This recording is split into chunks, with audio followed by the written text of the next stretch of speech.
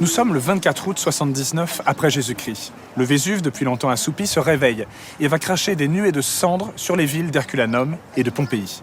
C'est l'occasion pour les archéologues, plus de 15 siècles après cette catastrophe, de redécouvrir les restes miraculeusement conservés de ces villes romaines. La recherche est toujours active en ce moment puisque des études hydrologiques, archéologiques et anthropologiques permettent de mieux comprendre l'état de santé de ces populations romaines. C'est ce voyage auquel je vous convie aujourd'hui, la découverte de la face cachée des habitants de Pompéi.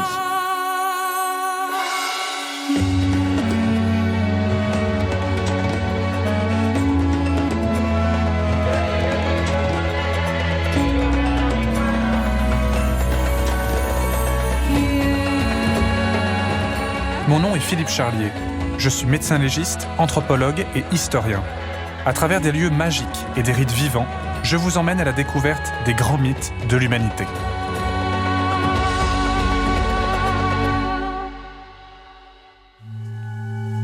Pompéi était au cœur de la Campanie, une riche région que les Romains qualifiaient de terre des dieux. Donnant sur la baie de Naples, la cité devait compter environ 12 000 habitants au moment de l'éruption de 79 après Jésus-Christ. C'est aujourd'hui, avec Herculanum, l'un des plus grands sites archéologiques mondiaux, et il est loin d'avoir révélé tous ses secrets. Beaucoup de domaines restent ainsi à explorer. Aujourd'hui, je pars pour une enquête sur la santé des habitants de ces deux cités antiques. Pour bien comprendre les circonstances de la catastrophe, je commence mon exploration à son origine, le Vésuve. Sur ses pentes, je rejoins Sandro Vita, à l'ancien observatoire.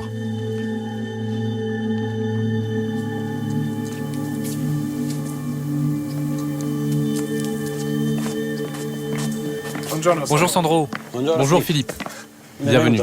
Merci. Donc vous êtes volcanologue. Oui, je suis volcanologue. Je travaille ici à l'Observatoire volcanologique vésuvien, qui est le plus ancien au monde, fondé en 1841 par le roi Ferdinand II de Bourbon. Comment se sont passées les éruptions de Pompéi et d'Herculanum? Suis-moi. On se balade un peu et je vais t'expliquer comment le Vésuve fonctionnait à l'époque romaine. D'accord.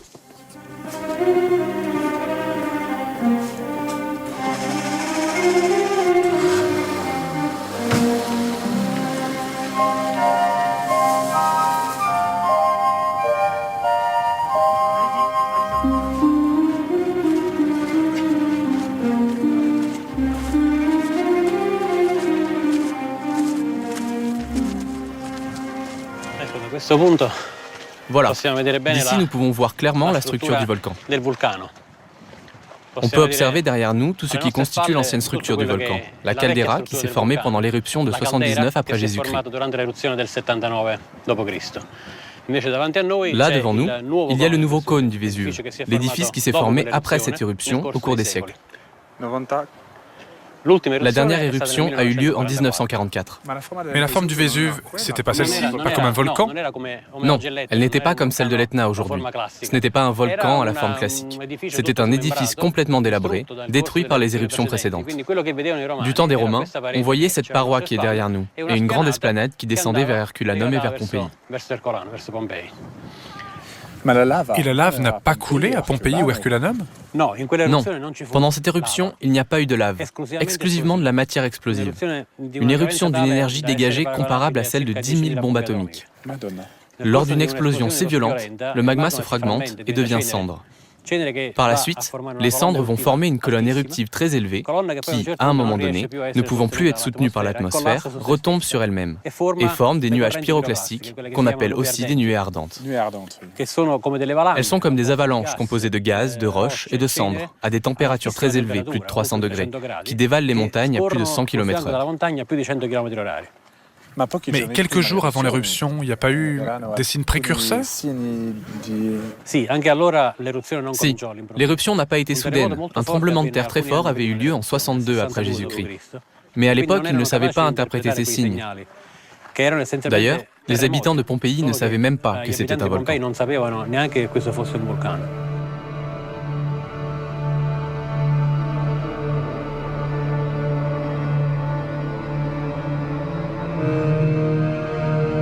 Des habitants de Pompéi, il ne reste aujourd'hui que ces silhouettes étranges, ces personnages recroquevillés sur eux-mêmes, recouverts de cendres et de pierres ponces. Lors de la catastrophe, une coque de débris volcaniques brûlants s'est formée autour du corps. Au fil du temps, les chairs, en se décomposant, ont laissé un vide entre le squelette et le dépôt volcanique. En 1861, Giuseppe Fiorelli, l'archéologue responsable du site, fait verser du plâtre dans la cavité ainsi créée. Le plâtre enveloppe alors les ossements et restitue la forme du corps.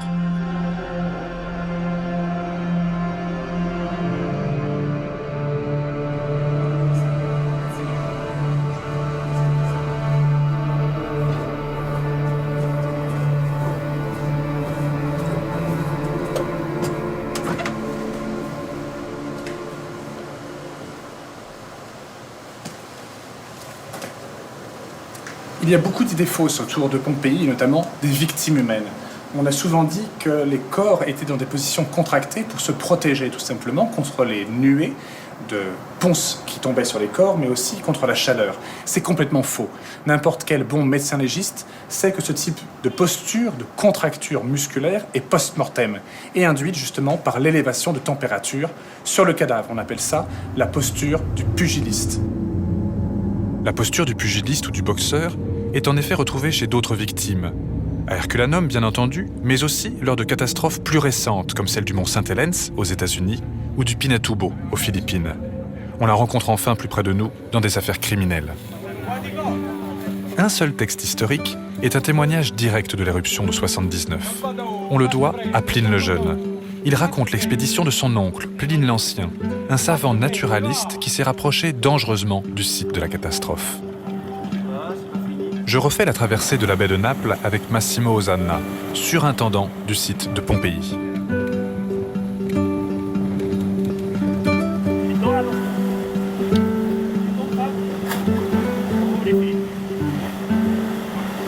Massimo, Pline, qu'est-ce qu'il nous raconte de cette éruption du 24 août 79 ? Pline l'Ancien, l'oncle, part du Cap Misène où il était commandant de la flotte, là-bas, dans cette direction. Il part vers Pompéi parce qu'il aperçoit depuis Misène une colonne, un nuage qui sort du Vésuve. Pline dit qu'il a la forme d'un pain.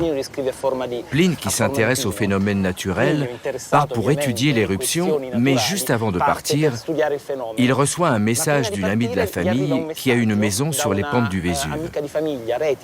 Elle lui demande d'accourir et de la sauver, car elle craint la catastrophe puisqu'elle est tout près du volcan. Elle est la femme de Cessius, un ami de la famille. Il change alors de programme et décide d'armer des bateaux, des trières, afin de secourir celle qu'il a appelée et les autres habitants en danger. À Stabia, il arrive à la villa de son ami Pomponiano, où il dort. Il essaye aussi de rassurer les gens paniqués par l'éruption. Malheureusement, il meurt justement à Stabia, très probablement à cause d'un nuage de gaz. Peut-être le dernier, celui du matin. Il meurt par suffocation. Mais il est vraiment mort à la fois par amitié, pour être allé chercher un de ses proches, et aussi par curiosité scientifique. Pour les deux, effectivement. On comprend ça très bien dans le compte-rendu du neveu. Au début, il part pour aller voir ce qu'il se passe et le décrire du point de vue d'un naturaliste. De retour à terre, je vais à la rencontre d'Yvu Bellman et de son équipe dans l'amphithéâtre de Pompéi. Cet architecte travaille à l'aide d'une technologie de pointe sur la modélisation de sites archéologiques. Associant prise de vue aérienne et algorithmes de recherche, il reconstitue les sites en 3 dimensions avec une précision extrême. À Pompéi, il s'agit d'une première mondiale qui consiste à restituer virtuellement l'ensemble de la cité antique. Un travail titanesque. Bonjour Yves. Bonjour Philippe. Ça fait 3 semaines que tu travailles ici, à Pompéi, avec ce drone. Quelle est l'utilité de cet examen unique en son genre ? Alors, grâce à ce drone, en fait, on va pouvoir prendre des milliers, voire des dizaines de milliers d'images partout sur le site, en fait, sur l'ensemble du site de Pompéi. Et ces images vont pouvoir être traitées, en fait, par des ordinateurs très puissants, grâce à des algorithmes assez récents qui nous permettent, en fait, à partir d'une série d'images, de photos numériques fixes, en fait, de reconstruire un modèle en 3 dimensions. Et tu fais ça pour l'histoire, pour l'archéologie, pour la conservation? Il a un but d'abord scientifique, c'est-à-dire pour l'étude du site, pour la connaissance des bâtiments. Ça va nous permettre d'aller beaucoup plus loin dans l'analyse, dans la connaissance de l'architecture, de l'urbanisme. Donc il y a un but scientifique, mais il y a aussi un but, disons, pratique, c'est qu'on va pouvoir positionner en fait des images d'archives, par exemple anciennes, et pour pouvoir voir en fait l'évolution du site à travers le temps. Excellent. Grosso modo, quand on est dans l'espace virtuel, on peut tout faire. Donc on peut reprendre la position d'une vieille photographie, la reprojeter sur le modèle et voir exactement, pierre à pierre, comment le site a évolué. On a eu un survol du site en 1910 par un ballon, et donc on va pouvoir comparer de manière très précise en fait le site d'aujourd'hui, donc l'état d'aujourd'hui, avec le site d'hier de 1910. Avec les restaurations qui ont pu être faites et les dégradations qui surviennent malheureusement. Ça peut constituer un outil nouveau en fait pour la gestion des sites archéologiques. Et même pour la connaissance de l'état de santé des populations, c'est important de savoir où sont les approvisionnements d'eau, les châteaux d'eau, les zones artisanales, les zones de vie, d'habitation. Même pour la connaissance quotidienne de Pompéi, c'est hyper important.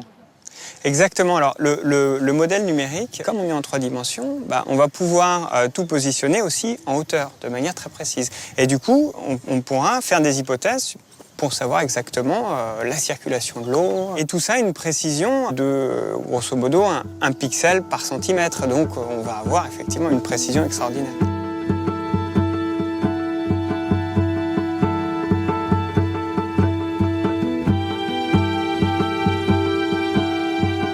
Mon enquête sur la santé des habitants de Pompéi et d'Herculanum passe en effet par l'étude du système hydraulique des 2 sites.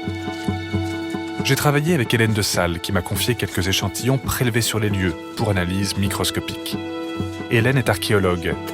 Elle a décrypté le système extrêmement élaboré de distribution de l'eau dans Pompéi. Tout commence par une construction de briques située au sommet de la ville.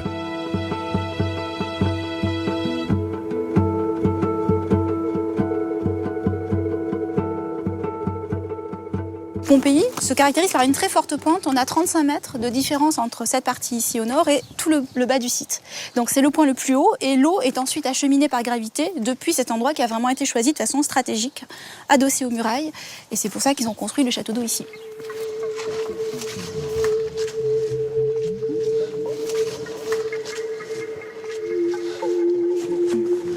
Wow, il fait frais. C'est bien agréable. Donc l'eau était stockée ici. Oui, là, elle se déversait dans cet espace. Elle arrive d'ici. Donc c'est vraiment le débouché de l'aqueduc, donc ce grand canal qui se déverse dans le château d'eau. Donc l'arrivée de l'eau dans la ville qui est symbolisée par ces 4 figures. Un dieu fleuve à droite, qui est couché juste au-dessus de l'arrivée d'eau, et 3 nymphes à ses côtés. Donc l'eau de l'aqueduc est vraiment divinisée, c'est un bien des dieux. Voilà, c'est donc l'eau devient en quelque sorte profane une fois qu'elle rentre ici dans la ville.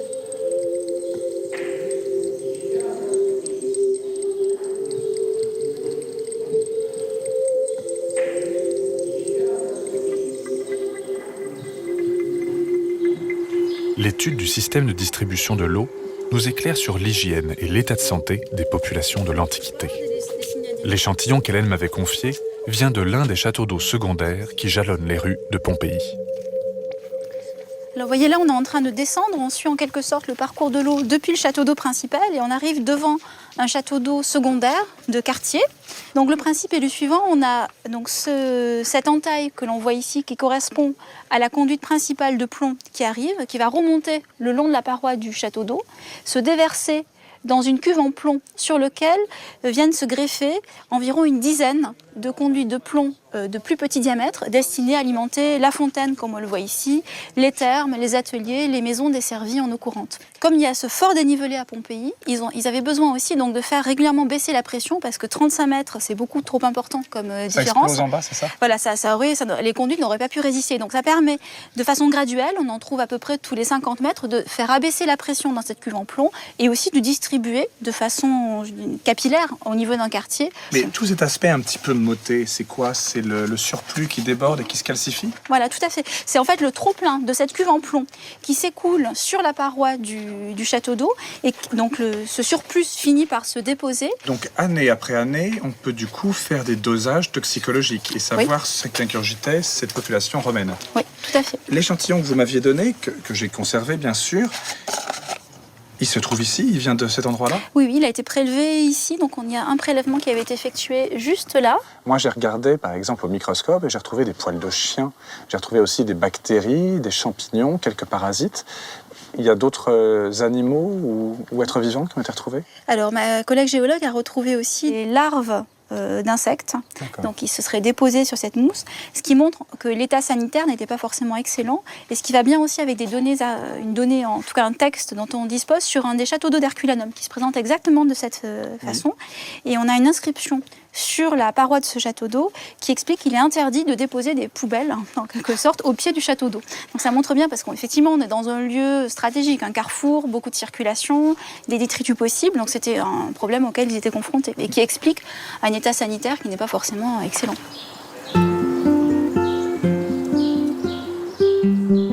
L'eau était partout à Pompéi. Les Romains étaient persuadés qu'elle purifiait l'air vicié des villes. Chaque maison possédait son jardin, qui était agrémenté de fontaines, de bassins, d'autres jets d'eau, comme autant de marques de prestige. Hélène tient à me montrer l'une de ces villas, la maison du Petit Taureau. Donc là, on va emprunter le couloir qui nous amène jusqu'au jardin, où se trouve la plus grande concentration de fontaines, je dirais même dans tout Pompéi, puisque la maison n'est pas de très grande taille, mais elle accueille vraiment une très forte distribution de fontaines. Un grand amateur d'eau, donc. Au fond, un nymphée, une fontaine en façade, articulée en 3 niches, richement décorée de chaque niche, mais aussi sur tous les rebords du bassin. Mais ça, c'est de l'eau d'agrément, c'est pour exhiber la richesse du propriétaire. D'où vient l'eau utilisée pour la consommation ou pour la boisson? Généralement, dans les maisons, on a un système d'eau décorative, qui est l'eau de l'aqueduc amenée sous pression, qu'on a ici, et une eau qui est l'eau pluviale, recueillie par les toits de la maison, souvent dans l'atrium, qu'on a ici, au-dessus, et dissociée de cette eau décorative qui provient du système sous pression de l'aqueduc. C'est le cas le plus général. 2 systèmes donc. D'une part, de l'eau publique, utilisée pour l'agrément, contaminée en plomb au contact des conduites et des réservoirs des châteaux d'eau. D'autre part, une eau de pluie destinée à la consommation, stockée dans des citernes. Ceci explique l'absence d'intoxication en plomb des habitants de Pompéi et d'Herculanum. Dans une autre villa, Hélène me montre d'où vient cette eau potable. Une margelle de puits. Alors plus qu'un puits, c'est une citerne en réalité qui donne accès à l'eau pluviale stockée dans la maison, qui est recueillie ici, et c'est un cas assez exceptionnel, par un tuyau de plomb qui recueille donc les eaux de toiture dont on suit la trace en bas et qui vient alimenter cette citerne. Et on voit encore sur le bord les traces de cordes, puisque c'était là qu'on descendait le seau pour ramener l'eau pluviale, donc vraiment pour la consommation quotidienne. Sauf que là, cette eau pluviale, théoriquement non contaminée, le devient par les conduites de plomb. D'habitude, c'est de la céramique, c'est ça? La plupart sont vraiment en céramique. Parce qu'ils connaissent déjà les conséquences, donc le saturnisme. Plus que les conséquences, c'est une question de goût. Ils disent que l'eau est plus saine et plus agréable, comme ils disent d'ailleurs que l'eau pluviale est la meilleure pour la consommation quotidienne. Pour prolonger mon enquête médicale sur le cataclysme de 79, je me rends à 16 km de Pompéi, dans la 2e ville engloutie par l'éruption, Herculanum. C'était une petite station balnéaire pour les riches romains. Au moment de la catastrophe, la ville a été évacuée. Une grande partie des habitants, rassemblés sur la plage en dehors de la cité, s'apprêtent à quitter le rivage par bateau. C'est là qu'ont été retrouvés 250 squelettes.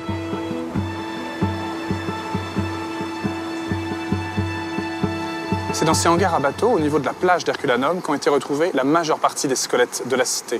Une grande partie de la population avait réussi soit à s'enfuir, soit s'était réfugiée dans ces hangars où la nuée ardente a fini par les tuer.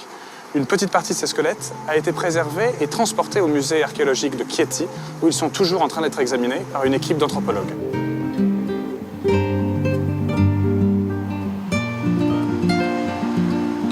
Pour rejoindre Chieti, je quitte la Campanie pour une région plus montagneuse, les Abruzzes.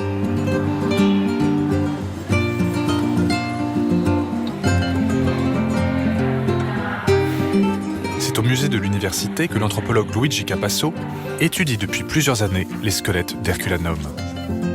Il a fait des découvertes étonnantes qui témoignent de la vie quotidienne, de la médecine de l'époque, mais aussi des circonstances précises de la catastrophe. La cause de la mort est certainement l'impact de ce nuage volcanique ardent.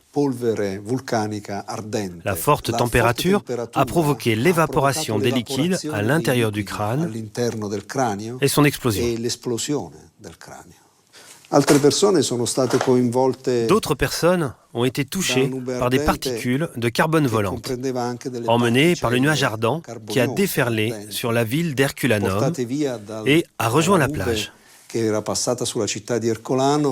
Donc, la mort a été la même pour tout le monde, inévitable et dans des circonstances dramatiques. Est-ce qu'on sait si c'était la nuit, si c'était le jour ou plus précisément encore ? Certaines personnes ont été trouvées avec des lampes à huile, donc... Mais ça peut être le jour aussi, parce que les nuées étaient tellement fortes et on manquait de soleil, ça peut être lié à l'obscurité pendant la journée. Si, mais ça s'est arrivé après, parce qu'au moment où le nuage s'est écroulé, ils étaient déjà morts. Okay. Ce que nous pouvons dire d'un point de vue paléobiologique sur l'heure de la mort est intéressant. Regardez par exemple ce crâne.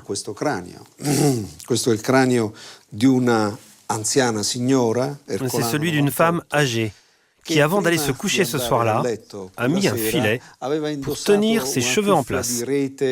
Je me souviens, ma grand-mère faisait cela aussi. Et aussi le grand-parent pour la moustache, le grand-père pour la moustache. Ah, ça je ne le savais pas. Mais cette femme a utilisé ce filet, on le voit bien ici. Elle avait une partie élastique, là, devant, qui a été parfaitement conservée. Oui, une sorte de résille, en fait. Ça, c'est vraiment un signe indubitable que ça s'est passé de nuit. Oui. Oui, exactement. Ces gens, sur la plage, avaient quitté la ville. Herculanum avait été complètement évacué. En effet, la population était de 5000 habitants et on n'a retrouvé que 3 squelettes dans la cité. Lesquels et où ? Un homme et une femme. Un couple donc. Enfermés dans les thermes. Ils avaient probablement mieux à faire que de se préoccuper de l'éruption. Et un homme âgé, dans son lit, probablement mort d'un infarctus ou d'un événement aigu de ce genre. Ça arrive toujours lorsque surviennent des catastrophes. Ça, c'est un cas exceptionnel.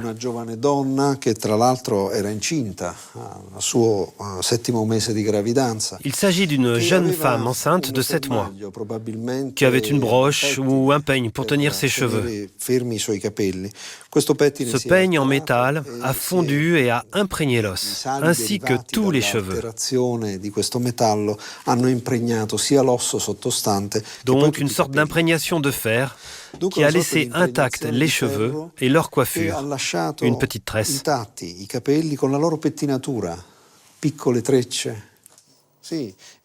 Luigi Capasso a aussi fait une découverte médicale incroyable sur ces ossements. Nous avons découvert il y a quelques années que les os des habitants d'Herculanum étaient fluorescents. Cette fluorescence est due aux tétracyclines. Ces substances ont des fonctions... Antibiotiques ? Oui, antibiotiques.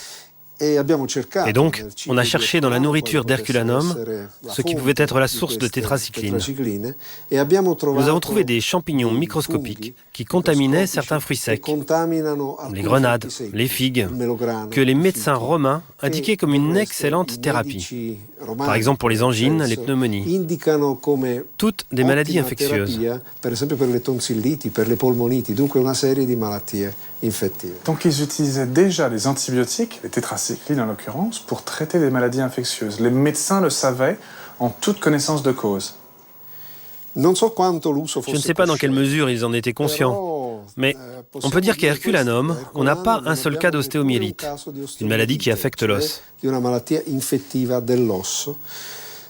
Nous avons des cas de maladies infectieuses chroniques sur lesquelles les antibiotiques ont peu d'effet, mais aucune maladie infectieuse aiguë comme l'ostéomyélite. Je ne sais pas s'ils étaient conscients du fait qu'ils contenaient des antibiotiques. Certainement pas. Empirique, peut-être plutôt empirique. Exactement. C'est un matériel extraordinaire, parce qu'il y a peu d'endroits au monde où on peut avoir cette combinaison fantastique d'informations. Des archives qui attendent chaque fois d'être lues d'une manière nouvelle, qui attendent de nouveaux instruments, de nouvelles technologies, de nouvelles sciences.